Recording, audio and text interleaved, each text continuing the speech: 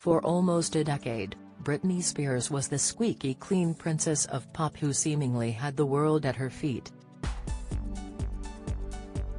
But her life began to crumble following the birth of sons Sean and Jaden amid rumors of postnatal depression, and in 2007 she suffered a harrowing breakdown as the world looked on. In the space of just 14 months, Britney's previously hidden battle with mental illness saw the broken and vulnerable star implode before our eyes, culminating in her being strapped to a gurney and put under a controversial conservatorship. But perhaps one of the most profoundly tragic images from that time were of Britney, who turns 41 today, shaving her own head. The shocking incident unfolded after she fled rehab in Antigua and turned up at ex-husband Kevin Federline's house, demanding to see their then-infant sons. But she was reportedly dealt devastating news when Kevin told her he wouldn't allow her to see her kids. An angry and frustrated Britney drove to a random hair salon and asked hairdresser Esther Tognaz to shave her head. In front of more than 70 members of the paparazzi.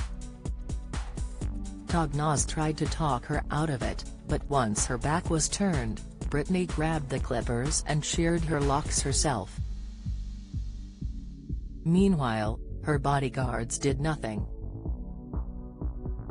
She had 2 bodyguards supposedly keeping an eye out to make sure the paparazzi were not getting any pictures, Tognaz told Channel 5 documentary, Britney Spears, Breaking Point, where footage showed dates laughing with photographers. The saddest part though, was Britney's expression as her somewhat manic smile gave way to panic and grief when she realized what she'd done. Crestfallen, she fretted that her mum was going to be PI'd before moving on to Body and Soul Tattoo Studio. Tattooist Emily Wynne Hughes recalled hearing an insane roaring sound outside as Britney and the Paps pulled up. "I wasn't sure what was happening, if there was a riot outside, and then the flashes came.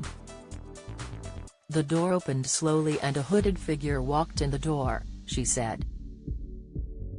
Britney demanded a tattoo of another woman's lips to begin with, followed by a small cross. And it was Wynne Hughes who she chose to confide in about her reasons for shaving her head. "I noticed her hair was gone. I remember asking her, 'Why do you shave your head?' And her answer was a bit weird," the tattooist says. "It was, you know, I just don't want anybody touching my head. I don't want anyone touching my hair.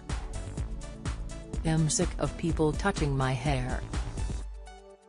Indeed, Britney's image had been controlled by music execs since she first burst onto the scene with Baby One More Time in 1998.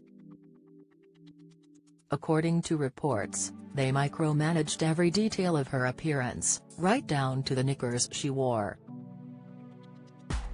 But as she sat there unraveling, Wynne Hughes said this time Britney's team had no interest in intervening.